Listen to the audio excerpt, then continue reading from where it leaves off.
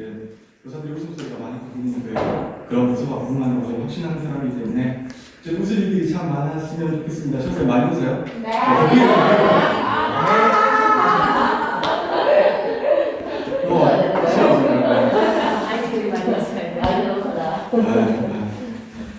나이가 들수록 웃을 일들이 적어진다고 하는데 공부에서는 반대가 되었으면 좋겠습니다. 웃을 일들이 많아지고 행복한 일들이 참 많았으면 좋겠어요.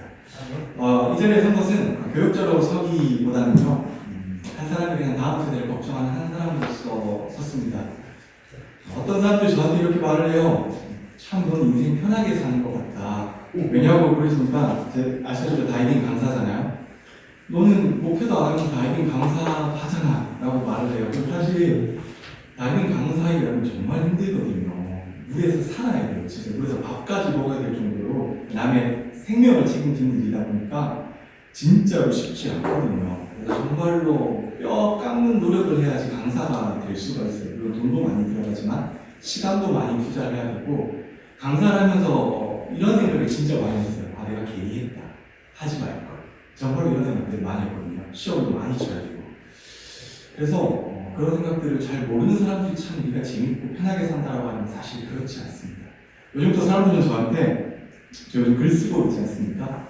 너 참 재밌고 편하게 산다라고 하는데 글 쓰는 게 진짜로 쉽지 않습니다. 정말로 잠도 못 자고 쓰고 있는 것 같고요.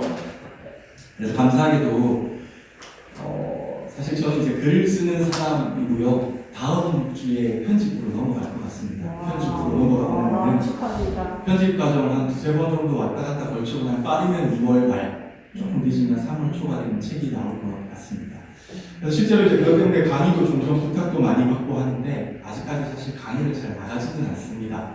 왜냐면 조금 불편한 것도 있고요. 아직 그 책이 편집이 넘어가지 않은 상태에서 제가 어디 나보고 다니는 건 조금 이상하다고 생각하기 때문에 아직까지 강의 요청 오는 것에 대해서 다 거절을 하고 있는데요. 책이 네?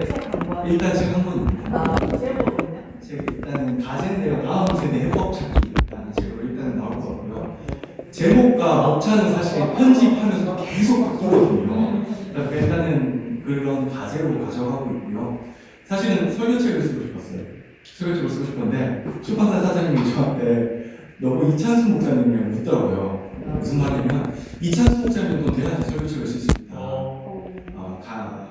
작가 같은 사람들은 글을 써서 팔아야 된다고 하면 어쨌든 팔아야 되는 거잖아요.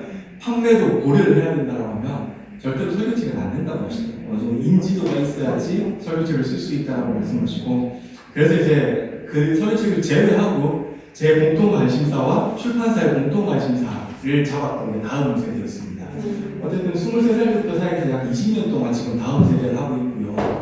20년 정도 했다 보니까 여러 가지 케이스가 많을 거 아닙니까? 그 케이스들이 이제 현실적으로 책을 조금 풀어내려고 많이 노력을 했어요. 그러니까 지금까지 나온 다음 세대 책들은 대부분 다 이제 의지적인 면에서 어떻게 이 다음 세대를 볼 것인가, 아니면 또 이렇게 통계적인 면에서 이런 부분들을 많이 봤는데요. 저는 통계나 지식적인 접근이 아니라 실제로 교육전사부터 시작해가지고 교육, 그다음에 전임, 또 중전임, 교육 목사까지 하면서 여러 가지 겪었던 교회들과 또 담임 목사님들, 또 여러 가지 교육부 선생님들, 또 아이들에 관한 실제적인 이야기들을 조금 책에 많이 적으려고 노력을 했어요.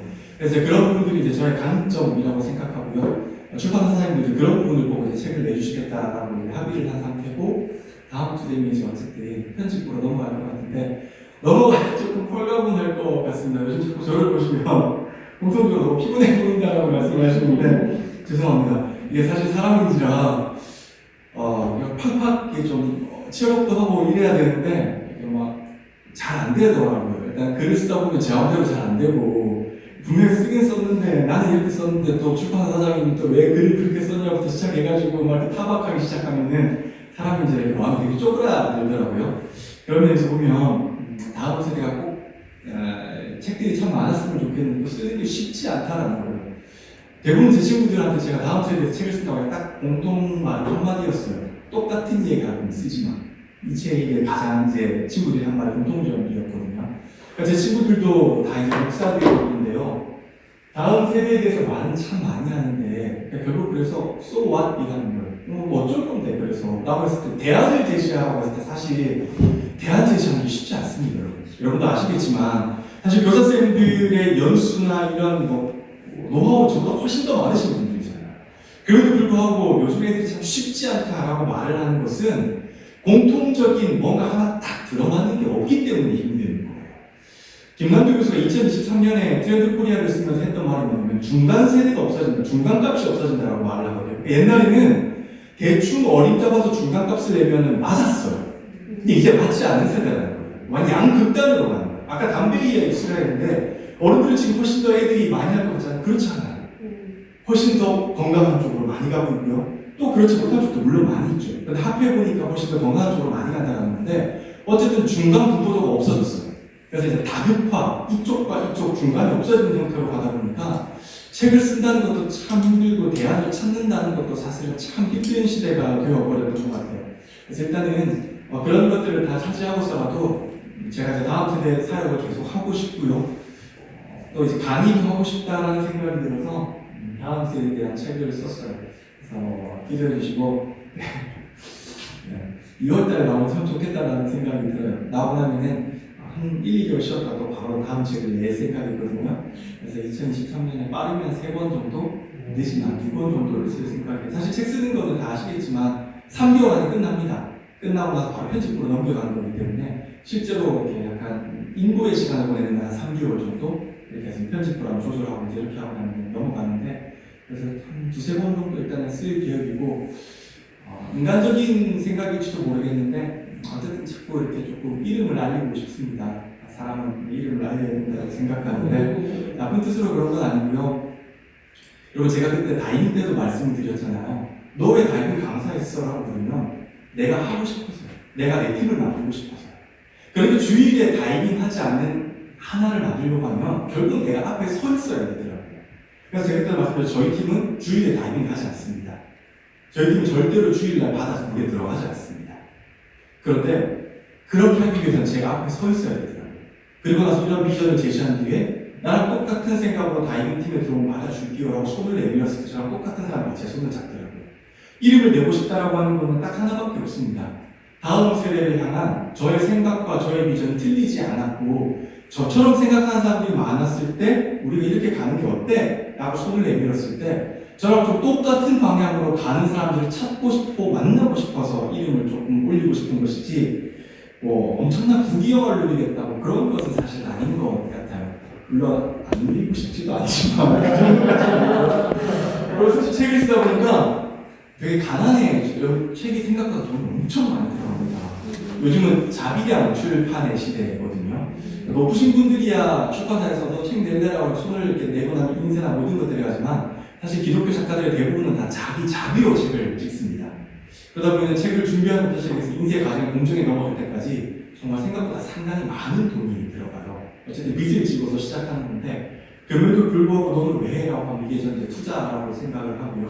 그러면서 계속 빚지고 이제 쓰고 있는 중이라서 어쨌든 하나님께서 좋은 번역으로 잘 풀어주실 거라는 믿음이 있기 때문에 감사하고 요즘 쓰고 있는 중이에요. 그래도 불편하지 않고 참 행복합니다. 어쨌든 제 이름으로 된 책이 한 권이 제 손에 나온다고 하는 게 참 좋았던 것 같아요. 원래는 논문을 쓰고 싶었어요. 박사가 빨리 지금 박사 수료 상태이고 논문만 쓰면 이제 박사 학위가 나오는 과정인데 사실은 내려놓았습니다. 박사 학위를 받아서 가운 입는 게 사실 좀 너무 꿈이었거든요. 여러분 아시다시피 박사 가운 입는 게 세 줄이 이제 팔에 들어가지 않습니까? 이 세 줄이 저한테 너무나 로망이었어요. 그러니까 저는 잘 때 들고 입고 잘 거야. 라고 해서 사실 박사 가운을 제일 먼저 입고 싶었는데 박사 가운을 입는 거는 참 좋은 일이긴 한데 제가 제 생각을 펼쳤을 때 훨씬 더 책보다는 공신력이 적어질 것 같더라고요. 실제로 석사 논문을 써서 현재 지금 네이버에 검색하면 제 논문이 나오는데 인용 횟수가 여러분 1회입니다. 쓴 지가 한 8년, 9년이 됐는데 실제로 피인용했을 때 다른 사람이 내 정확히 얘 거를 인용했어라고 하는 횟수가 1회밖에 안 되더라고요. 연락 횟수는 많지만 인용 횟수는 1회라는 제가 무슨 생각을 했냐면 논문보다는 책이 훨씬 더 공신력이 있겠구나라는 생각이 들어서 책으로 바꾸었고요. 저의 생각이 틀렸지 않다라고 생각하고 저는 가능한 한 앞으로는 이제 책사역 쪽으로 목표를 방향을 잡으려고 생각을 하고 있습니다. 그래서 주어지는 한 책을 많이 읽고 계속 책을 쓰고 이 책을 통해서 다음 세대를 어떻게 볼 것인가, 우리가 다음 세대가 어떻게 갈 것인가 라는 부분에 계속 한번 해답을 찾아보려고 하는 중입니다. 그래서 이번 책은 사실 스펙트럼이 굉장히 넓습니다. 나중에 나오면 알겠지만 담임 목사님께 하고 싶은 이야기도 적었고요, 장로님께 하고 싶은 이야기도 적었고요, 교회 리더들에게 하고 싶은 이야기도 적었고요, 부모에게 하고 싶은 이야기도 적었어요. 교사들에게 하고 싶은 이야기도 적었어요. 그러다 보니까 이제 막 자세하게 깊게는 적지 못했고, 한 20년 정도 사역을 하면서 목사님은 이래줬으면 좋겠어요, 장로님은 이렇게 해줬으면 좋겠어요 라고 하는 부분들을 이제 책으로 적다 보니까 막 깊게 자세하게 적지는 못했는데, 다음 책은 아마 조금 자세하게 적어서 좀 더 깊고 조금 더 어렵게 조금 다가가면 참 좋지 않겠다라는 생각이 들어서 이번 책은 일단 그렇게 적지는 않았습니다. 그래서 이번 책은 조금 넓게 우리가 다음 세대를 어떻게 볼 것인가 라고 하는 게 저희 주안점이고요. 제 대답은 확실합니다. 여러분들께서 굉장히 잘 해오셨다라는 게 저의 전제예요. 교사선생님들 중에 자신의 시간과 노력과 모든 것을 투자하셔가지고 지금까지 한국교회가 이만큼 왔다라는 것에 대해서 저는 일견의 의견도 없습니다. 그래서 굉장히 감사하게 생각하고요. 여러분들 덕분에 저도 있었다라고 생각을 합니다. 사실 초등학교 때 굉장히 망나니였거든요. 하지 말라는 거 다 하고 돌아다니고, 하지 말라는 데 가지 말라는 데 다 가고 이렇게 돌아다녔는데, 생각해보면 그럼에도 불구하고 김정준이라고 하는 초등학생을 안아주셨던 선생님이 계셨기 때문에 저는 제가 이 자리에 있는 거라고 생각합니다. 사실 기억에 남는 교육자가 솔직하게 말하면 별로 없어요.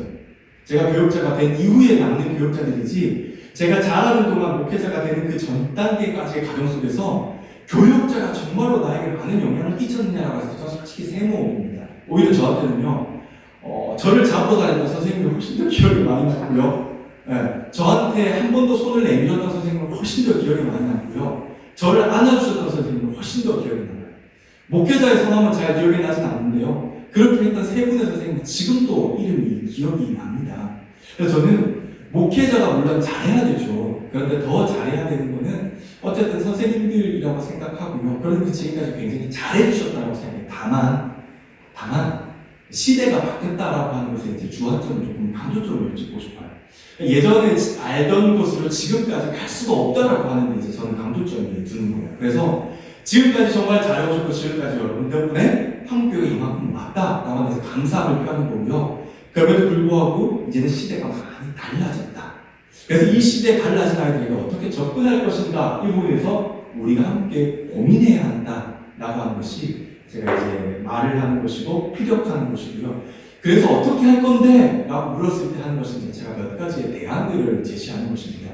그래서 이제 교사생들만 다 앉아 계시기 때문에 담임 목사님께, 장로님들께, 리더들에게 바라는 것은 말하지 않고요. 교사님들에게 바라는 책 쓰는 것 중에 몇 가지만 그냥 가져와 봤습니다. 그래서 시간 관계상 많은 것들을 하지는 않을 거고요. 이런 부분들이 참 필요한 것 같아 라고 하는 그런 부분들만 조금 가지고 와서 이야기를 해보면 참 좋을 것 같다는 생각이. 그래서 여러분 어깨도 돌려가지고 좀 편하게 들으시고요. 뭐 시험 치는 거 아니니까요. 그냥 최대한 편하게 들으시고, 또 나중에 듣고 나서 목사님 이런 부분도 첨언해 주시면 좋을 것 같아요 라고 해주시면은 굉장히 감사합니다. 책을 쓰면 그냥 공짜로 한 권 드리도록 하겠습니다. 책을 보통 1000권 찍는다고 하더라고요. 그러면 출판사에 한 300권 정도 들어가고, 유통회사에 한 300권 정도 들어가고, 그다음에 이제 출판해 주신 분한테 얘기 한 200권 정도 드리고, 제가 한 500권을 가져가게 돼 있다라고 하는, 부족은 그렇게 돼 있다고 하더라고요. 그 500권 중에 가장 먼저 한 권을 드리도록 하겠습니다. 이해가 저는 가장 중요하다고 생각해요. 그리고 다음 세대 선택인가라고 하는데 사실 말도 안 되는 질문이라 선택 아니죠.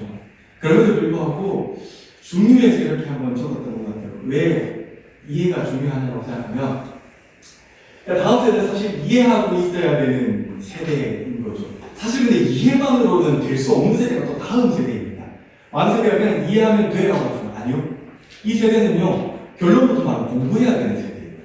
이미 우리가 사실 저도 여러분도 물론 굉장히 어리신 선생님들도 아시지만 이미 상당 기간의 시간을 살아가고 많은 것들을 겪으면 어쩔 수 없이 굳어진 것들이 사실 있어요. 이런 것들을 굳은 것들을 자꾸 풀어주려고 하면 사실 스트레칭에서 어깨를 돌려야 되는 것처럼 계속 끊임없이 교사도 삶도 지식도 육체도 생각도 정신도 영도 다 계속 끊임없이 돌려야 돼요. 돌리지 않으면 사실 굳어질 수밖에 없는 부분이고요. 단지 이해라고 했을 때 그냥 나는 너를 이해해 이게 아니라 이해를 위해서 굉장히 많은 노력과 수고와 헌신과 사실은 돈도 들어간다 라고 하는 것들을 사실 밑밥으로 깔고 들어가야 되는 세대가 이 세대라고 생각을 해요. 그래서 일단은 이 세대에 비하기 위해서 얼마나 많이 이해하고 계신지 제가 몇 가지를 가져와 봤는데요. 일단 이 세대의 가장 큰 특징 중에 하나가 90년생이 온다라고 하는 이몽택 씨도 말하자면 이 세대는 별 사줄 세대라고 말을 해요. 별것을 다 줄이는 세대라고 말을 하잖아요. 그러면서 미국에서 여러분이 얼마나 많이 이렇게 다음 세대에게 줄임말을 알고 계신지 네, 그냥 정현 세대 일단 가만히 한번 계셔보시고 한번 이렇게 알아보도록 하겠습니다. 일단 쉬운 문제부터 시작하겠습니다. 분조카 무슨 뜻입니까? 분조카 선물 분조카 네, 뭐죠? 스무세 분노 조절 카드.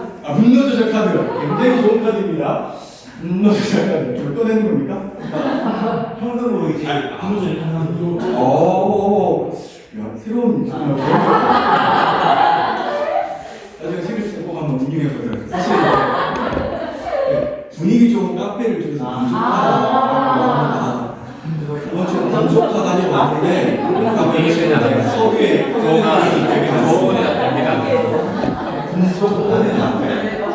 분노 조절 카드도 사실 있어야 돼요. 선생님이 강수고생 제가 몇 개 만들어 드릴 테니까 혹시 교사회의 하다가 조금 분노 조절이 필요한 부분을 그래서 다 이해하고 계시지 않고 외우지 않으셔도 좋은데요. 저는 그냥 이들의 흐름이 이런 것이다라는 것만 조금 기억하셨으면 좋겠어요. 그래서 애들 중에 그냥 분조카다에 왔는데 이 카페 되게 예뻐요. 청년들이 되게 말을 많이 했어요. 그래서 분조카라고 근데 지역적인 특성일 수도 있었는데 우리 아이들은 아직까지 줄임말을 많이 쓰지는 않더라고요. 근데 위로 올라가서 확실히 청년들부터 고등학생들까지 이런 줄임말을 되게 많이 만들어 쓰고요. 저도 사실은 모르는 말들이 많아요. 그래서 어쩔 때는 무슨 뜻이야? 라고 물어볼 때도 많은데 너무나 빨리 변해요. 그래서 그냥 이들의 특성이다 라고만 알아주시면 좋겠어요. 분조카가 뭐라고요? 분조카라서 좋은 시간을 가지면 참 좋을 것 같습니다. 이건 잘 아시죠? 알잘딱딱쌤. 이건 우리 고등배들도 한번 저한테 이야기했어요. 목사님 아시죠? 알잘딱딱쌤으로 부탁해요. 뭡니까? 승호쌤? 알아서 잘 딱 깔끔하게 센스 있게. 그렇죠. 일을 할 때, 뭘 할 때 알아서 다 잘 딱 깔끔하게 센스 있게 해달라는 말이에요. 줄여서 알잘딱깔쌤. 우리 고등배가 저한테 좀 이렇게 알잘딱깔쌤 부탁해요라고 했는데 그렇구나. 사실 저는 몰라서 참 물어봤어요. 알잘딱깔쌤이 뭐야? 그랬더니 그것도 몰라요? 라고 하셔서 알아서 잘 딱 깔끔하게 센스 있게 하는 말입니다. 그래서 이런 말들은 사실 되게 많이 쓰는 말 중에 하나가 나쁜 의미는 아니고 참 좋은 것 같아요. 일을 할 때 저렇게 해주면 참 좋은 거잖아요. 그래서 좋은 것 같아요. 자, 굉장히 이게 저는 사실 이제 Z세대나 알파세대의 특징이라고 하는데 나 지금 통 못 잤다고요. 주영쌤 제가 지금 통 못 잤다고요. 무슨 뜻일까요? 맞아요. 네. 나 지금 통 못 잤다고는 통 못 자, 통잠을 못 자. 그래서 그냥 뒤에 핫도그는 그냥 밈으로 붙이는 무슨 의미가 있어서 그렇게 만드는 게 아니라 그냥 얘들의 특성이에요. 이해하려고 하는 게 아니라 받아들여야 돼요. 그냥 오늘 통모자 핫도그라고 하면은 오늘 통잠을 자지 못해서 피곤한 상태를 말하는 통모자 핫도그. 이거를 왜 통모자가 뒤에 핫도그가 붙고라고 생각하면 그때 힘들어져요. 그냥 통모자 핫도그는 통 못 자서 피곤한 상태다라고 말을 하는데요. 더 받아들이기 힘든 건 이제 다음이에요. 시영쌤, 통 못 잤다고의 반대말이 무슨 뜻이에요? 잘 잤다는. 잘 잤다는 말이 무슨 말이에요? 모르겠어요. 통 못 자는 통 못 잤잖아요. 통 못 자를 요즘 잘 자고 하면 요즘 잘 자. 그리고 핫 나왔으니까 반대로 뭘 나와야 돼요? 쿨 나와야 되죠. 그 다음에 도구 나왔으니까 뭐 나와야 돼요? 캣 양이 나와야 돼요. 그래서 통 못 자 핫도그의 반대말은 요즘 잘 자 쿨 양이에요. 그러니까 이런 것을 이해하는 게 아니라 그냥 받아들여야 돼요. 누군가 나 요즘 통 못 자 핫도그 하면 난 요즘 잘 자 쿨 양입니다. 그냥 이런 식이에요, 요즘 세대들이. 그러다 보니까 이런 것들을 접하고 받아들이고 이해하는 데 있어서 저도 버퍼링이 걸리고 선생님들도 버퍼링이 걸리는 거예요. 그러니까 저도 맨 처음 이 말 들었을 때 저 핫도그를 왜 저기서 나오는 거야? 이게 사실 이게 그 핫도그사의 이름이잖아요. 왜 이런 것들이 나오는가 싶었는데 사실은 이제 받아들여야 되는 그래서 이제 요즘 세대 억지 밈이라고 하는데요. 이 억지 밈에 대해서 조금 이해를 하셔야 되고 배우셔야 돼요. 그래서 참 쉽지 않아요, 이런 것 때문에. 또 이거 평생 쓰면 참 좋겠어요. 근데 제가 봤을 때 또 한 5, 6개월도 없어집니다. 또 다른 거 또 나옵니다. 그래서 이런 것들을 외워봤자 사실 소용이 없어요. 금방 바뀌니까 이게. 버플레스 되게 많이 또 나오고 TV에서 많이 나오는 말이죠. 버플레스 무슨 말입니까? 시한생 버플레스 무슨 사람이 아닌가 봐요. TV에서도 되게 많이 나오는 말입니다. 버플레스는 누군가가 선을 넘는 발언을 했을 때 그냥 받아들여주는 마음에서 버플레스라고 하면 법이 블레스 너를 지켜줬다라는 거 그냥 너에게 이해해주고 받아들여줬다. 그러니까 이 법이 너를 지켜줬다라고 하는 하나의 관념적인 표현이에요. 그래서 그냥 이해할 때 버플레스 내가 화를 내지 않을게 라고 하는 게 하나의 관념 표현입니다. 굉장히 많이 위에서 많이 쓰는 말씀인데 그냥 한번 들어보시면 됩니다. 재미로. 네. 자, 그 다음에 또 요즘 많이 쓰는 박박.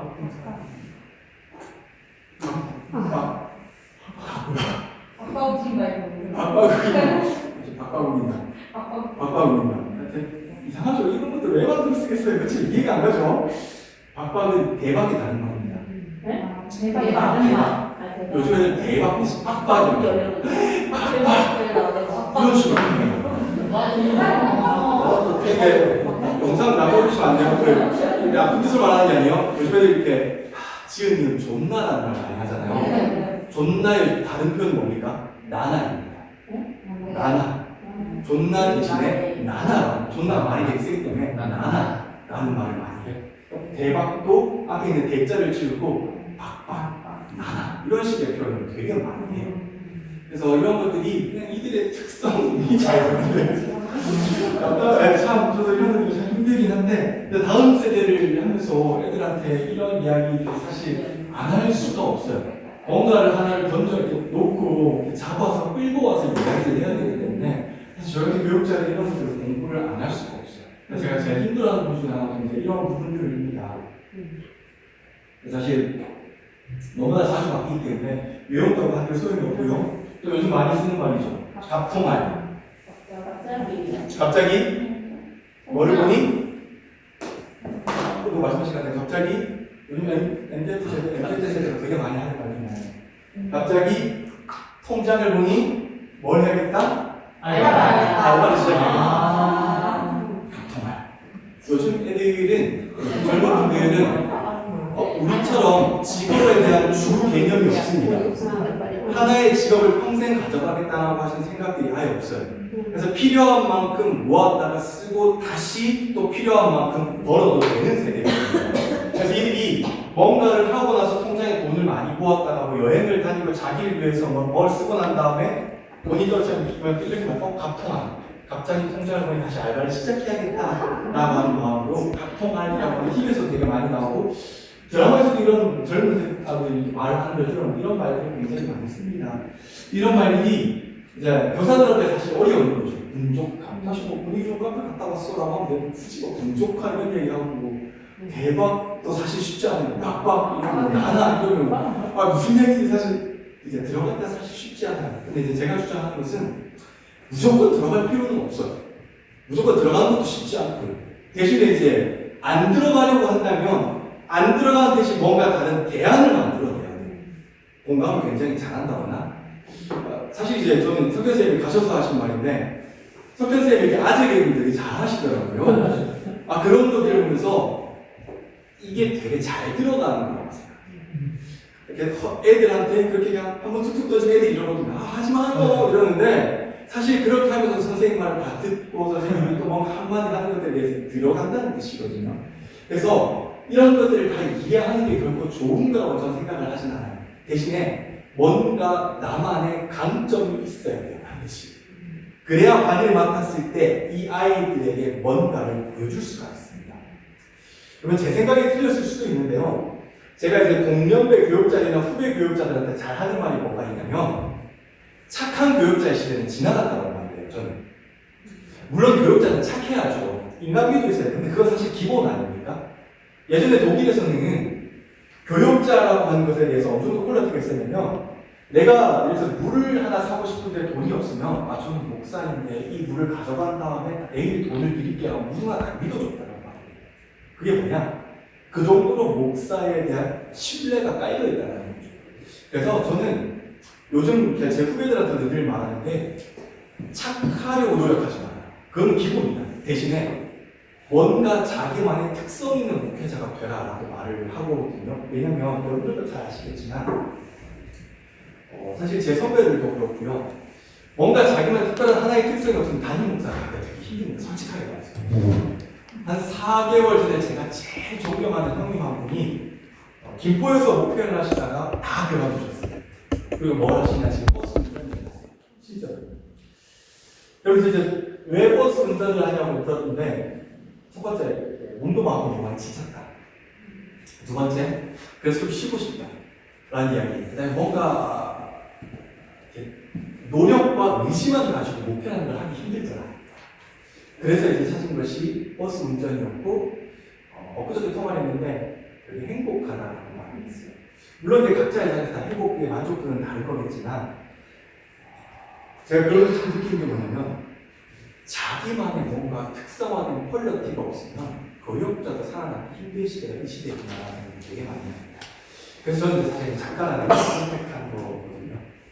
내가 뭘 잘할까라고 생각했을 때 자기만의 장점이 있잖아요. 저는 그냥 장점이 하나님께서 저에게 주신 은사가 배우는 걸 좋아하고 이 배우는 것을 쉽게 풀어내는 걸 좋아하는 은사인 것 같아요. 앞에 서는 걸 좋아하는 은사인 것 같아요. 그래서 이 은사들을 펼치려고 하니까 작가가 맞는 것 같아요. 목회는 사실 저는 이제 버릇없어 보일까봐 되게 그런 말을 잘 하지 않는데 하나님께서 그럼에도 불구하고 너 기회를 줄게 하나만 해라고 사실 저는 목회를 하고 싶은 생각은 없습니다. 뭔가 누군가를 책임져야 하는 이 입장에서는 아직까지 제가 그 정도의 이렇게 능력이 안 되는 것 같아요. 그래서 목회보다는 작가를 하면서 이런 길은 어떨까라고 하는 자꾸 뭔가를 던져주는 입장이 훨씬 더 저한테 일단은 잘 맞는다고 생각해서 저는 여기에 지금 최선을 다하고 있는 중이고요.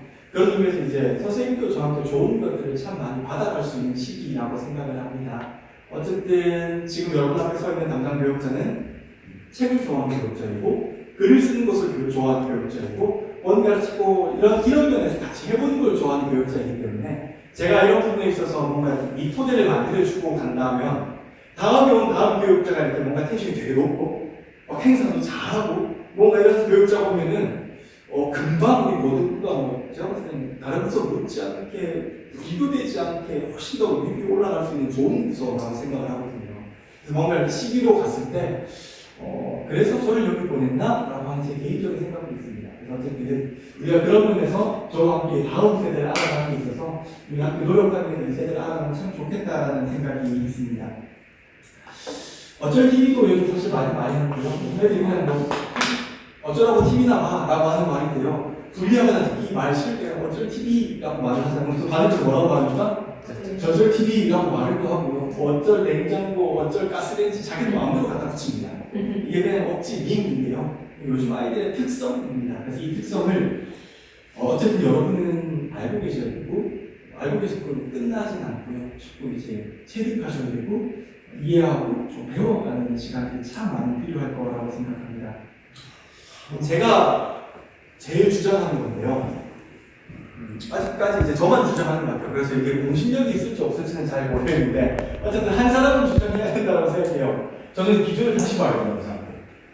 우리가 다음 세대 이야기하면서 계속 MG라고 말을 하잖아요. 저는 반대하는 입장이거든요. 다음 세대는 MZ세대가 아니에요. 그래서 저의 주장이 얼마든지 반대 의견을 보셔도 되는데 그래서 제가 이 책을 적으면서 제일 먼저 하는 게 뭐냐면 기준 좀 다시 잡자는 거예요.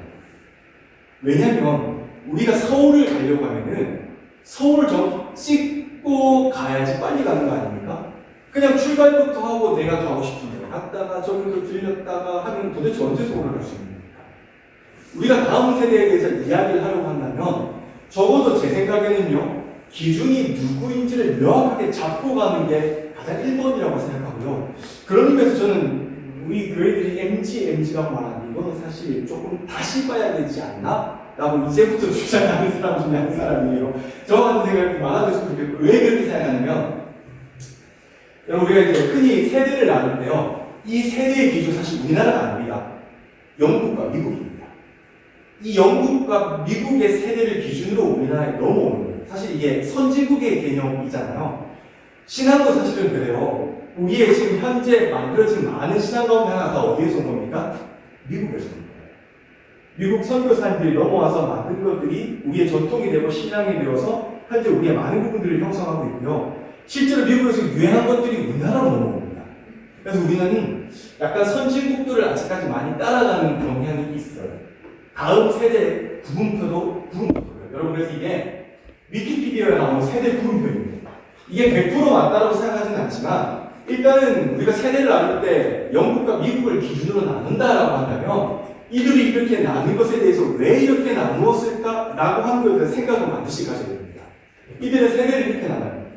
제일 마지막에 이제 사일런트 제너레이션부터 좀 베이비 부머 많이 하는 세대죠. 그 다음에 제너레이션 X 되게 유명하지 않습니까? 기분이가 좋았어요. TV에서 되게 많이 나오는 세대죠. 그 다음에 이제 중요한 것은 이제 미레니얼 세대인 거죠.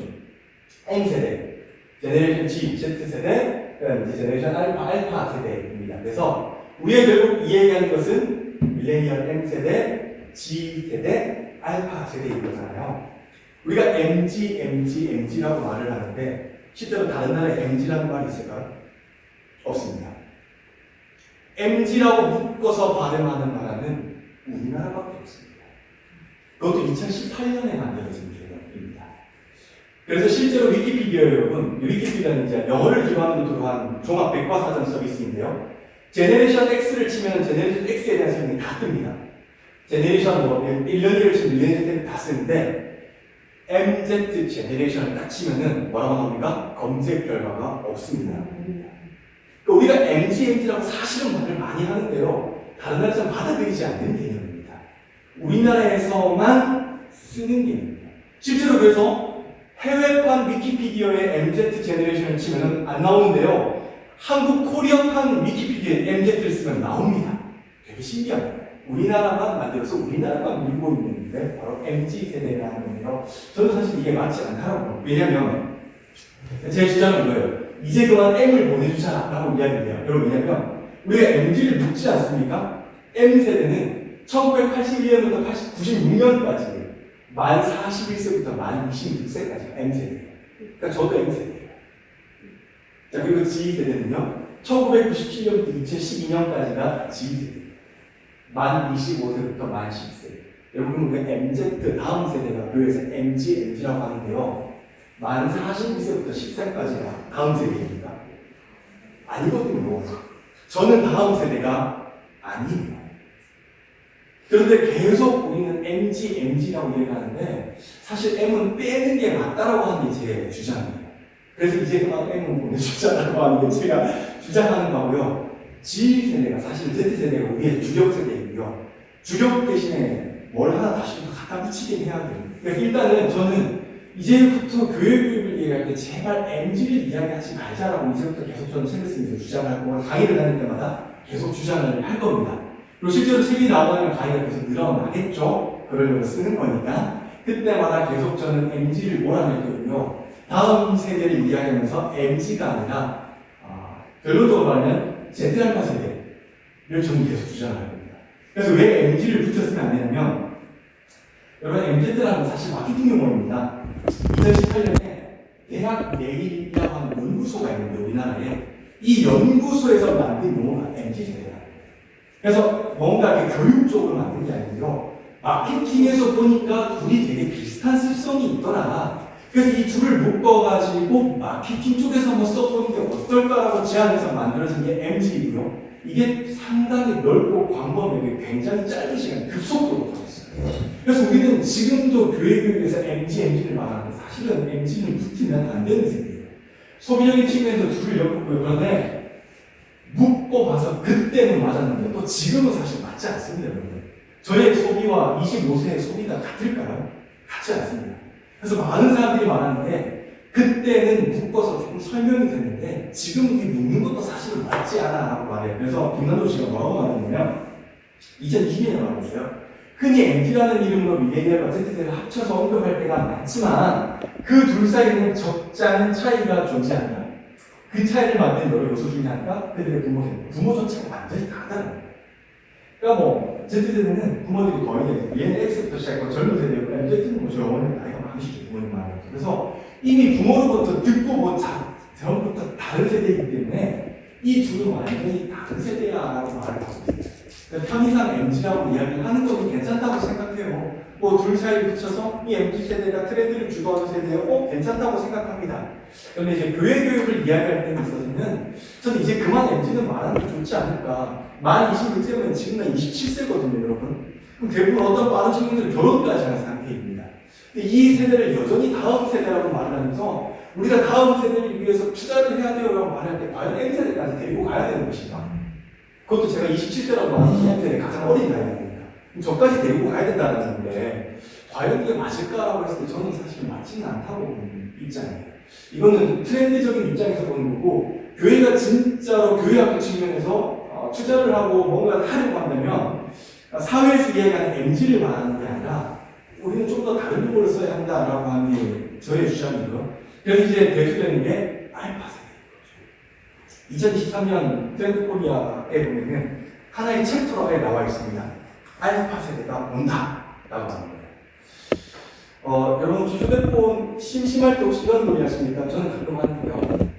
핸드폰을 이렇게 저는 이제 갤럭시를 있으니까 하이 갤럭시 라고 말을 하면 그걸 뭐라고 부르죠? 앞쪽에서 보여요. 빅스비죠. 하이 빅스, 갤럭시 아니고요. 저는 좀 많이 힘들어서 그래요. 하이 갤럭시 아니고요. 빅스비. 가끔 빅스비 되게 똑똑한 거 아시죠? 빅스비한테 자전거 빌려달라고 하셨습니까? 그러셨어요? 가끔 제가 하이 빅스비 자전거 좀 빌려주라고 자전거를 빌려줍니다. 그래서 이렇게 어려운 이야기들을 하면은 알아들어요. 심도 있는 대화는 안 되지만 시간을 때우기 참 좋은 나이다라는 생각을 굉장히 많이 하는데 물론 시리도 굉장히 똑똑합니다. 둘 사이에 물어본 적도 있습니다. 하이 빅스비, 시리가 똑똑해, 빅스비가 똑똑해? 라고 물어보면 빅스비가 훨씬 더 똑똑하다라고 말을 합니다. 근데 왜 이런 얘기를 하냐면 우리가 이런 것들을 되게 많이 하잖아요. 그래서 사람은 사실 뭔가 많이 들려주고 뭔가 말을 많이 하는 데 기억을 많이 남습니다. 통계상 아이가 태어났을 때 아빠라는 말을 먼저 할 것 같습니까? 엄마라는 말을 많이 할 것 같습니까? 엄마요? 손주 아빠 같은 손주는 아빠. 그 다음에 부모님들은 엄마. 사실 통계상에 엄마가 훨씬 더 많네요. 엄마랑 많은 시간을 보내고요. 엄마 하고 하다 보니까 이제 아기가 엄마라서 사실 제일 많이 듣는다고 해요. 그러다 보니까 통계상으로 아빠들은 서운하겠지만 엄마라는 말이 훨씬 더 먼저 나온다는 말이에요. 2018년에 태어난 영국의 첫 아기가 뭐라고 했냐면 태어나자마자 한 사람들 뒤에 알렉사라는 말이 있어요. 알렉사는 아까 제가 말했던 것처럼 하이 빅스비라고 하는 스피커 이름이에요. AI 스피커 이름이에요. 그러니까 아이가 태어나자마자 엄마라는 말을 더 많이 듣는데 엄마가 예를 들어서 계속 이렇게 얘기했던 거죠. 하이 빅스비, 하이 시리야, 하이 알렉사 이거 했던 거 훨씬 더 많이 들었거든요. 그러니까 아기가 말이 탁 텄을 때 엄마가 먼저 나온 게 아니라 알렉사가 먼저 나왔어요. 이게 대에서 틀린 적이 있었어요. 2018년에. 실제로 아이들이 제일 많이 듣는 게 엄마, 아빠라는 말보다 알렉사라는 걸 훨씬 더 많이 들었기 때문에 애들은 들으면 말하잖아요. 이 알파 세대는 그래서 엄마, 아빠보다는 AI가 훨씬 더 가까운 세대입니다. 훨씬 더 태어나면서부터 귀로 듣고 뭐든지 다 이런 세대이기 때문에 우리랑은 사실 굉장히 많이 다른 세대인 거죠. 알파 세대에는 G 세대에 다음에 원래 알파벳 순서로 넘어가지 않습니까? X, Y, G 하고 난 다음에 다시 원래 뭐로 넘어가야 됩니까?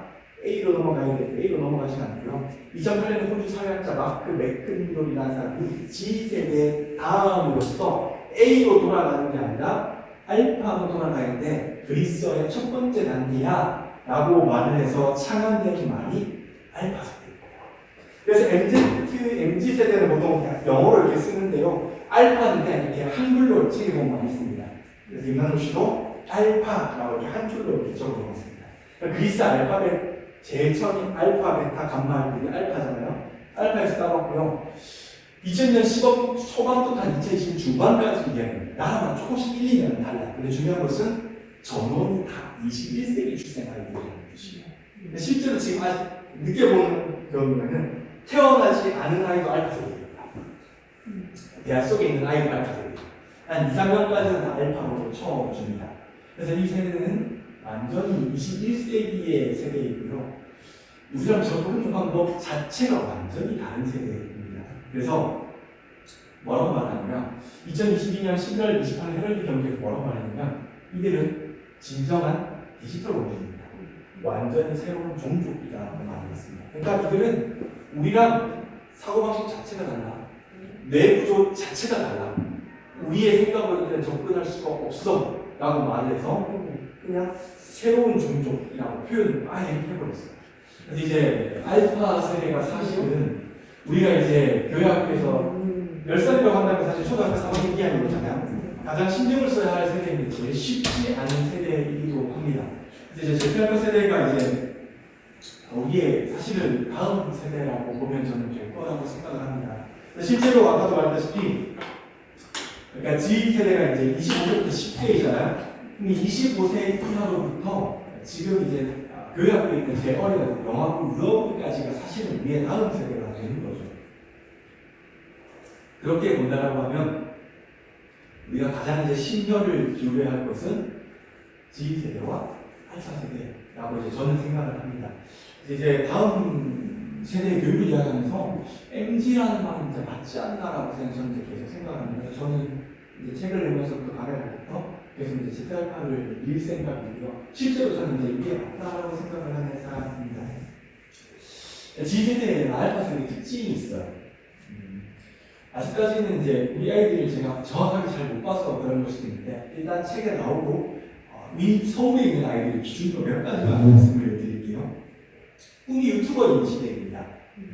예전에는 사자 돌림의 일들이 굉장히 중요했잖아요. 변호사, 검사, 이런 의사들. 근데 실제로 이제 꿈 조사를 해보면 유튜버가 3위 안에 들어가 있습니다. 그래서 요즘 아이들의 꿈은 유튜버이고요. 실제로 네이버 지식에 한번 쳐보십시오. 유튜버가 되고 싶으면 어떻게 해야 할지, 어떤 교육을 받아야 돼요? 라고 시작합니다. 사실 이제 유튜버라고 적었지만 크리에이터에 대한 항목들이 애들이 꿈으로 되게 많습니다. 유튜버뿐만 아니라 뭔가 이렇게 디지털 쪽으로 자신의 꿈과 비전을 펼쳐갈 수 있는 것들이 꿈인 세대가 바로 이 세대입니다.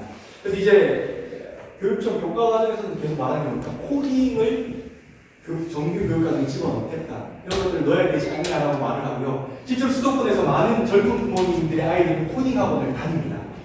코딩을 반드시 해야 된다고 생각합니다. 그래서 실제 여기는 아직까지 우리 아이를 코딩에 보낼까요? 하는 질문을 받은 적이 없는데 수도권에 있으면 그런 질문들을 되게 많이 받습니다. 그리고 질문을 받기보다는 사실은 코딩 학원에 보냈어요? 라고 하는 부모들이 많습니다. 그래서 이 코딩을 보내면서 아이들이 계속 어떻게 이 세대를 살아갈 건지, 꿈을 어떻게 개척해 가실지 이 아이들의 사실 흐름이고요. 그래서 지금의 사실 시각은 유튜버가 뭐야? 라고 하시면 사실 유튜버 애들은 굉장히 메리트 있는 직업이고요. 지금부터 유튜버에서 더 많이 바뀔 수도 있겠죠. 크리에이터들로. 그래서 이런 것들이 요즘 제피알파 세대의 꿈이라고 해서 여러분들 이런 것들을 보면서 우리 아이들이 이제 예를 들어서 우리 아이들 중에 예전에 이 앞서에 보면 꿈이 프로게이머인 애가 있어요. 프로게이머인 애한테 왜 공부하네라고 한 접근 자체가 완전히 중요합니다. 얘가 프로게이머다라고 하면은 이 아이가 게임을 준비할 때 어떤 조언들을 해주고 어떻게 이 아이한테 현실적으로 잘하고 있다라고 대답을 해줘야 될지 늘 항상 생각을 하셔야 돼요. 유튜버다라고 하면 유튜버에 관한 지식들도 좀 찾아보셔야 되고요. 유튜버 수업, 이런 수업들 그때 조금씩 이야기해 주셔야지 아이들과 이야기가 되는 세대입니다. 이런 것들 조금 아시라고 고맙고요. 종교는 데이터로 됩니다. 이 아이들은 데이터가 종교입니다. 이거는 그냥 살면서 낼 수가 없는 거예요. 제가 되게 놀랐던 것 중에 하나가 뭐냐면 제가 이제 우스갯소리로 이런 말을 하는데 이 아이들의 종교는 데이터교와 콘센트교라고 말을 하거든요. 그럼 제가 한 3, 4년 전에 수련회를 갔는데 애들 중에 가방이야 뭐를 들고 온 것 같습니다. 수련회 갔는데 멀티탭을 들고 왔어요. 수련회 갔는데 멀티탭 보시면 이렇게 돼 있잖아요. 그러면은 어디가 명당입니까? 여기가 명당이에요. 충전을 해야 되기 때문에. 그러면서 이 충전이 자리가 약한 애들이 있잖아요. 그럼 어떻게 해야 됩니까? 멀티탭으로 전원을 뽑아야 돼요. 그래서 이 멀티탭을 연결해가지고 요렇게 해가지고 서로가 누워 잘 때 다 전기를 충전하면서 계속 휴대폰을 쓸 수 있도록 멀티탭을 다 챙겨냅니다. 안 챙겨면 거의 죽는 거 같아요. 와, 그러면서 제가 그때 느낀 와, 진짜 세대가 많이 바뀌었구나. 그러니까 저는 사실 어디 가면은 이게 저 끝자리를 선호하거든요. 제 옆에 아무도 없을 때. 이런 게 명당이잖아요. 뒤에 그러니까 아무도. 그런데 애들은 힘 있는 애들일수록 콘센트 죽여놓는 거예요. 실제로 그랬어요. 힘 있는 애들 가만히 보시면 힘 있고 친구 중에서 가장 으뜸되는 애가 콘센트 죽여놓는 거예요. 그리고 거기서 힘이 없는 애들이 점점 더 옆으로 가게 되어 있어요. 그래서 힘도 없고 친구도 없는 애는 콘센트 꽂을 데가 없어요. 애들이 잘 안 꽂아줘요. 정말 딱 이 세대예요. 그래서 애들이 누구랑 친한 거를 알고 싶으면은 콘센트의 전원이 누구랑 연결되는지 보시면 그 정도로 애들은 되게 민감하게 생각해요. 데이터가 안 된다? 너는 그건 죽으면 달라는 거죠. 전기가 공급이 안 된다? 이건 죽으면 된다. 그래서 이 아이들은 이 데이터에 정말 목숨을 거는 아이들이고 사실 이제는 어쩔 수 없는 흐름이라고 생각합니다. 5 시대가 도래해서 이미 VR, MR, XR이 도래하는 이 시대에 뭔가 이 아이들에게 데이터를 끊어놓고 하는 게 아니라 데이터를 연결해놓고 어떻게 하는 것이 좋은 방법인가를 찾아야지 자꾸 이 아이들이 싫어하는 것들을 제시하면서 뭔가를 이렇게 나간다라고 하면 이 아이들이 반발력이 생기거든요. 대신에 이제 우리가 고민해야 될 건 그런 것들이죠. 이 아이들이 데이터를 끊어놓고 이 데이터를 어떻게 선용할 것인가. 여기에 대해서 대안점과 주안점을 찾아야 되지 뭔가 자꾸 뺏고 절단하고 이런 데서는 사실 좀 그런 시대는 지났다고 생각하거든요. 특히 고등학교 같은 경우에는 이런 부분에 대해서 좀 잘 생각을 해야 되는 부분인 것 같고요. 이제 출몰지는 다인 마법이라고 보통 애들이 많이 노는 게 다인 마법입니다. 다가 뭡니까? 네? 뭐라고? 다가 뭐라고요? 다이소죠. 다이소 하면 그래서 어린이들이 되게 많습니다. 초등학생들 마음껏 구경할 수 있지 않습니까? 그래서 다이소 가서 애들을 구경 되게 많이 합니다. 서울에 가면 초등학생들이 나는 진짜 많이 있거든요. 마침 친구들끼리 삼삼모 와가지고 싼 것도 사고 구경도 많이 합니다. 다이소 끝나고 나면 어디로 갑니까? 인생 내 거 사진 찍으러 갑니다. 그래서 아이들끼리 사진 찍고 이게 그냥 하루에 애들의 그냥 플레이 코스입니다. 인생 내 거 찍고 뭐 먹으러 갑니까? 마라탕 먹으러 갑니다. 마라탕 먹으면서 요즘 애들한테 짜장면 사주겠다고 하면 안 됩니다. 마라탕 뭐 먹을래라고 해서 맛도 좀 공부하시고 마라탕에 뭐 집어넣어야 맛있더라. 이거 넣으니까 국물 맛이 좀 변하더라. 3단, 보통 여기 있는, 저희 동네는 보통 3단계에서 선택을 하는데 3단계 중에 뭐 어떤 맛을 먹으니까 딱 신나면 맛있더라. 이렇게 하면서 마라탕 먹을래? 저도 마라탕 먹으러 갈까라고 분위기인데 마라탕 먹으면 더 마지막 어디 갑니까? 버블티 먹고 끝냅니다. 이게 요즘 아이들의 하나의 정형화된 놀이 코스거든요. 다이소 가서 놀다가 인생 것 찍고 마라탕 먹고 버블티 먹으면 하루를 끝내요. 요즘 이게 아이들의 하나의 트렌드이고요. 그냥 트렌드 이거 얼마든지 바뀔 수 있는 이야기죠. 아이들의 이야기가 되는 이런 것들 조금 인지하셔서 인생 내 것 사진 찍어봤어라고 하는데 그 사진 어떻게 되게 예쁘게 잘 찍히더라. 애들 보면서 우리 아이들 중에 인생 내 것 찍은 거 사진에 프로필 올려놓은 애들 있지 않습니까? 되게 예쁘게 잘 찍었네 라고 하면서 이런 것들도 이야기를 자꾸 대화를 삼으셔야 돼요. 그래서 아이들이 보면 재미없는 게 딱 질색이 재미있는 일단 재미있다. 무조건 재밌어요. 교육을 하려도 재밌어야 되고 대화를 하려도 재밌어야 돼요. 그래서 요즘에는 조금만 진지하게 하면 뭐라고 합니까? 진지충을 더 하잖아요. 그래서 예전에 선생님들은 진지하게 못 했거든요. 인생에서 저 선생님이 진짜로 나에게 진지해 주시고 진짜로 저렇게 해주시는 라고 하는 사실은 요즘은 이렇게 먹히지가 않아요. 먹히는데 시간이 되게 오래 걸려요. 그 선생님의 본심과 본질을 알 때까지 되게 힘든 거예요. 근데 자꾸 스크세줄을 막 툭툭 던지면서 막 혼자 웃고 막 이러면은 굉장히 커넥션이 빨리 열려요. 그래서 저는 그런 농담들 약간 굉장히 좋다고 생각해요. 그래서 제가 그런 것들을 못해서 안타까운 것이 그런 것들이 교사들에 있어 갈수록 필요합니다. 요즘 시대도 여러분 그렇잖아요. 밑에 있는 사람에게 마음고시가 빨리 열리잖아요. 뭔가 이야기를 하면서 앞에서 주장자 가만히 서고 이렇게 앞에만 보고 이러고 설명하면 여러분 재미없겠습니다. 재미없어요. 아이들도 마찬가지거든요. 여러분 그런 것 여러분 설명할 때 이런 거잘 모르시잖아요. 그러면서 아이들한테 이야기하면서 계속 밑에만 보고 거기에 대해서 그렇다고 하면 이렇게 하면 당연히 안 그러지 않겠어요. 요즘 애들은 재미없으면 밑에 듣고 기분도 바꾸고 이런 세대의 아이들을 조금 잘 이해하셨으면 좋겠어요. 그런데 우리가 이제 문제가 이게 잘 안 돼요. 그래서 아이들이 놓치는 거예요. 여러분, 최윤식이라고 하는 되게 유명한 미래학자가 계십니다. 2022년에 책 낸 책이 앞으로 5년 한국교회 미래 시나리오인데 거기서 뭐라고 이렇게 말씀하셨어요. 2045년 한국의 총 인구 예상 숫자는 5만 1,200만입니다. 미래학자니까 통계가 나왔어요. 몇 명이 될 것이다. 자, 그런데 같은 해 한국교회 전체 영업 숫자부터 청년국까지 0세부터 29세까지 예상 숫자는 161만 명이다. 전체 인구의 3%를 겨우 넘는데 이때가 2045년이 되면요. 현재 2023년입니다. 자, 청년 대학부를 빼면 주일학교 영어부터 고등부 숫자는 전체 인구의 3%가 되지 않는다라는 100명 중에 3명이 안 된다라는 얘기입니다, 여러분. 언제요? 2045년이 되면. 여기에 2단을 빼는 숫자는 더 적어집니다. 그러니까 여기 기준은요, 2단이 포함되어 있는 거예요. 여러분, 기독교인 체크할 때 2단 나가고 있습니까? 없습니다, 여러분. 그러니까 우리가 기독교인 총 인구를 국가에서 발표할 때는 여기 신천지 들어있는 거예요. 신천지도 기독교라고 말을 하는 거예요. 근데 실제로 우리는 신천지를 기독교라고 생각합니까? 안 하잖아요. 그럼 실제로 이 인구 가운데 모든 걸 빼고는 3%가 안 된다는 거예요. 100명 중에 3명 안 된다. 실제로 심각한 일이에요. 제가 한 2년 전에 애를 고등학교를 보냈는데 애가 2개월 보고 다시 돌아왔어요. 왜 왔어라고 뭐라고 하잖아요? 모든 후가 없어요. 우리는 그나마 큰 편이잖아. 아직 여러분 체감을 많이 못하세요. 그래서 진짜로 중고등 너무 많습니다. 진짜로 심각한 이야기예요. 근데 아직까지 많이 체감을 못하시는 것 같아요. 정말로 심각한 이야기고요. 무엇을 의미하는가? 2045년 한국주의협회 영어부터 고등부까지는 미전도 종족입니다. 여러분, 통계율 3% 이하면 미전도 종족입니다.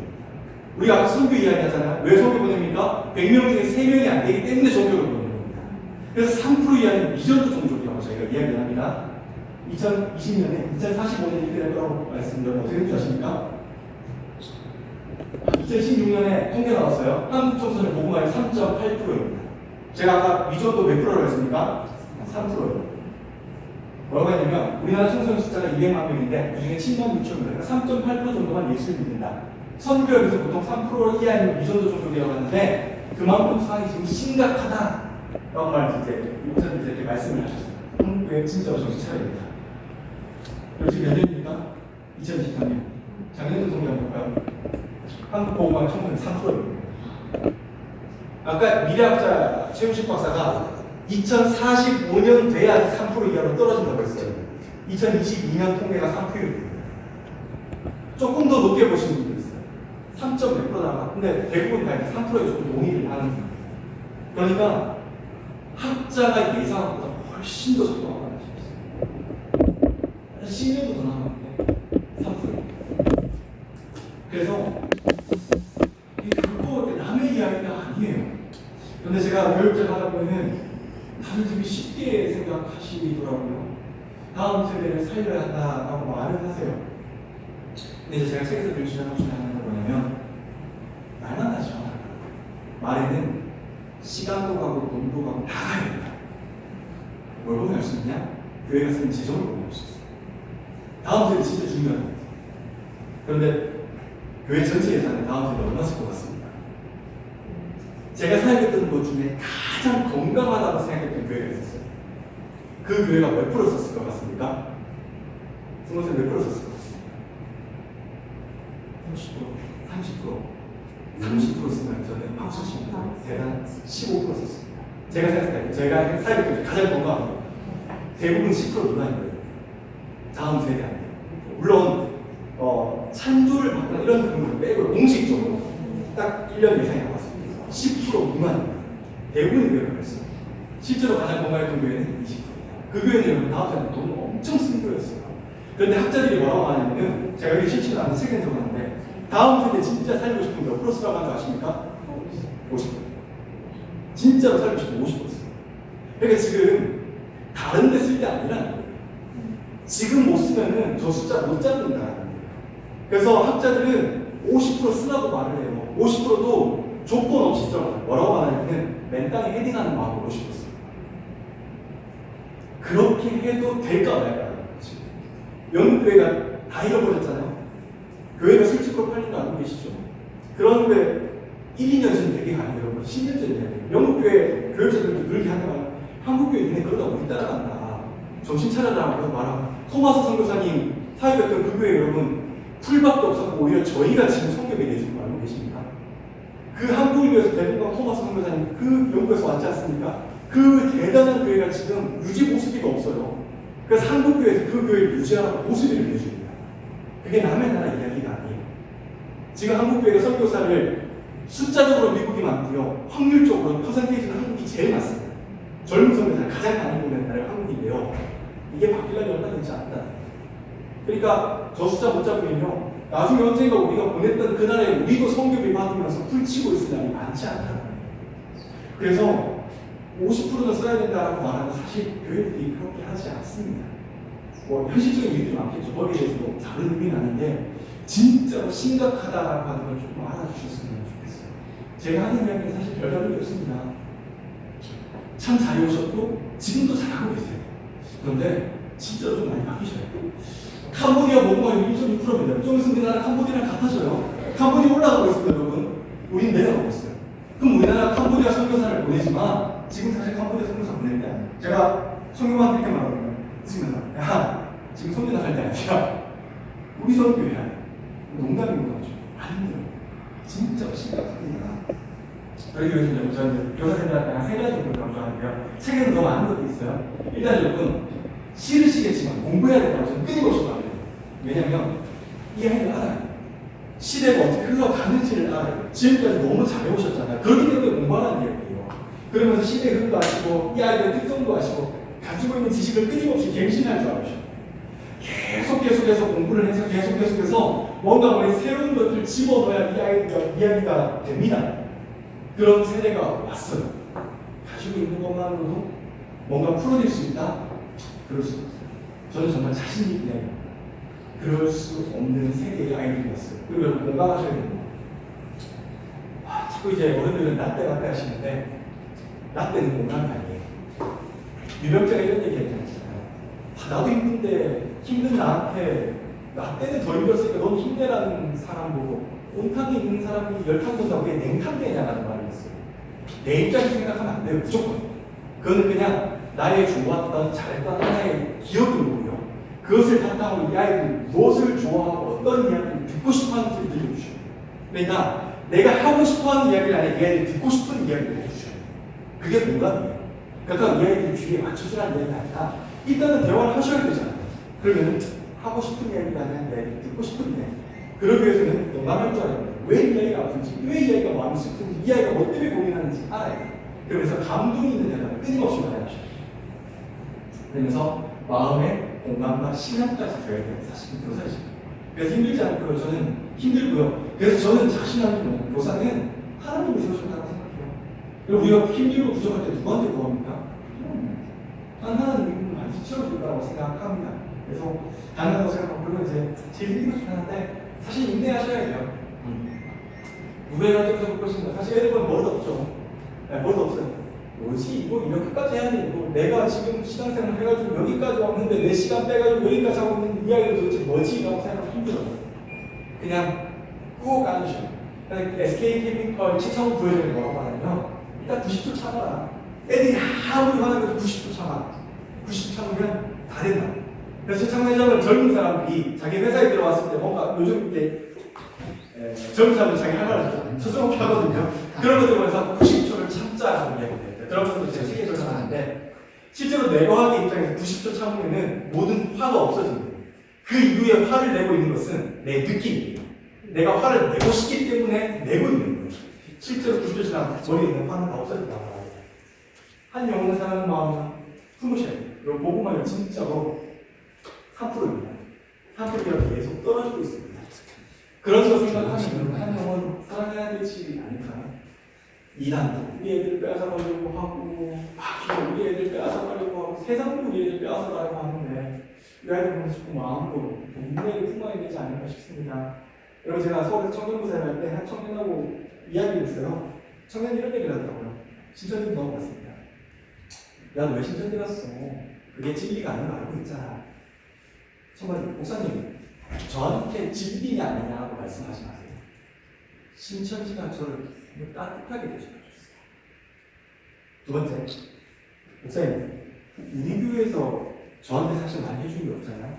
신천지는 저한테 노트북을 사줬어요. 그러니까 노트북을 사줬다, 좋다, 나쁘다 이게 아니라 한 청년을 데려가기 위해서 그 정도의 예산을 투자했잖아요. 근데 우리 아이들한테 노트북 사줍니까? 안 사주잖아요. 그러니까 사주지 않아서 나쁘다는 얘기가 아니에요. 제가 무슨 말인지 아시죠? 신천지는 한 명이라도 더 데려가려고 그렇게 만드는데 우리는 자꾸 이렇게 예산들을 다른 데 쓰고 뭔가 이렇게 교회를 증축하고 더 높이 올리려고 하는 것들 있으면 사실 이제 그게 좋다고 생각하지 않는 교육자입니다. 그런 생각이 들었을 수도 있습니다. 제가 보는 제 입장에서 그렇게 주장합니다. 그래서 이 세대는 오히려 전문가를 키워야 되는 세대이고 아이들 향해서 뭔가 자꾸 기독교적 비전과 관점을 심어줄 수 있는 자꾸 이런 리더나 이런 사람들 자꾸 키워야 하는 입장이지 건물을 올리거나 이런 거는 이제 반대하는 입장입니다. 결론하면 이 아이를 자꾸 사랑하는 마음과 그런 마음을 가지고 비전하고 인내해야 하는 입장이라고 생각합니다.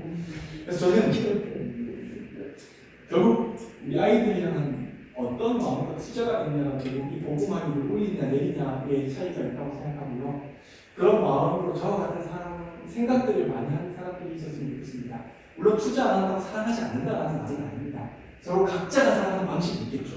제가 생각하고 제가 20년간 살펴보니까 지금 이 시대에는 투자해야 하는 시대인 것 같아요. 아이들이 클 수 있도록 빼앗기지 않도록 자꾸 우리 아이들에게 뭔가를 해줘야 되는 시대인 것 같습니다.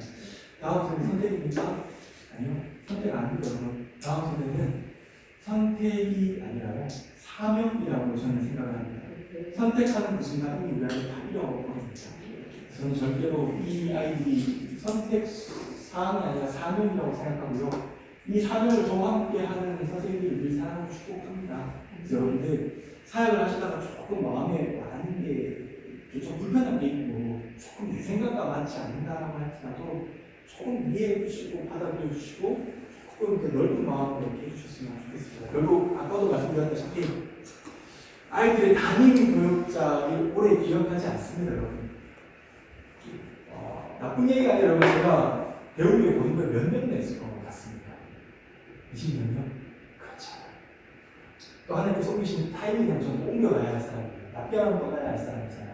그럼 저는 그냥 제가 가진 것들이 좋은 거라고 퍼주고 열어주는 사람이지 전적으로 모든 것을 책임지는 사람이 아니에요.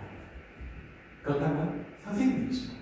선생님들은 계속 여기서 잘하셔야 되고 여기서 다음 세대를 키우셔야 되고 아까 보낸 것처럼 회장을 키워서 또 선교사를 보내셔야 되고 계속 재생산이어야 되는 건 여러분이신 거예요. 그렇다고 하면요 결국은 여러분이 크셔야 합니다. 내 그릇이 넓어야 남을 품어주죠. 내 그릇이 넓어야 뭔가를 받아들이죠.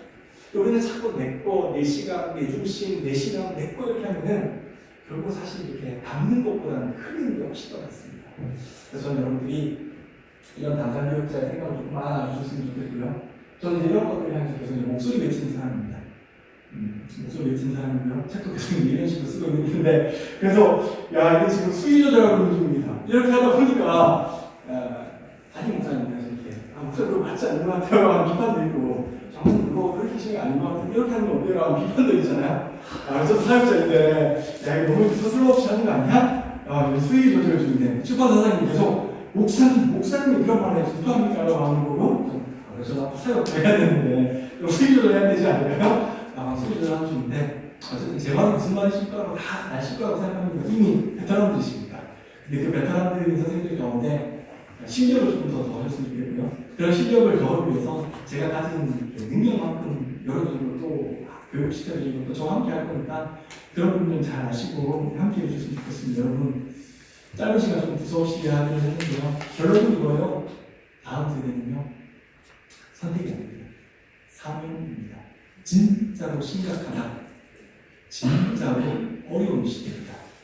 진짜로 못 잡으면 다음 세대는 미래 없다. 한국에 진짜 미래 없습니다. 없다는 것을 알아주셨으면 좋겠습니다. 우리가 신천지 2단이라고 비난하잖아요. 제가 제일 무서워하는 게 뭔지 압니까? 저 이제 역사학 전공자인데요. 이 얘기만 하고 마칠게요. 역사학에서는요, 누가 승자입니까? 수가 많은 사람이 승자입니다. 그 사람이 역사를 쓰기 때문에. 우리가 현재 신천지를 향해서 논리나 이런 것들을 빼고요, 진리를 빼고요. 너희는 이단이라고 말하시는 딱 이유는 하나입니다. 우리가 숫자가 훨씬 더 많아요. 우리가 힘이 더 있어야지. 그렇기 때문에 신천지가 뭐라고 하는지 우리가 훨씬 더 많은 교세를 가지고 있습니다. 저는 이렇게 하면 10년 안에 입장이 뒤바뀐다고 주장하는 사람입니다. 신천지가 이름이 훨씬 더 많아요. 저희가 적어졌잖아요. 그때도 저희가 신천지에서 너희가 이단이라고 말할 수 있을까요? 없습니다. 신천지가 저희한테 손가락질 합니다. 너희가 이단이야. 그럼 저희는 할 수 있는 게 없습니다. 그러니까 수가 많고 적음이 진리다라는 말이 절대로 아니고요. 그 말이 아니라 지금 있을 때 우리가 어쨌든 많은 수를 가지고 있을 때 이 아이를 잃지 말아야 한다는 뜻이에요. 신천지는 하나님 빼앗아가고 혈혈단신 매일 밤 불 켜고 찾는데 우리는 그렇지 않다는 거예요. 물론 저도 해결을 많이 해야 돼요.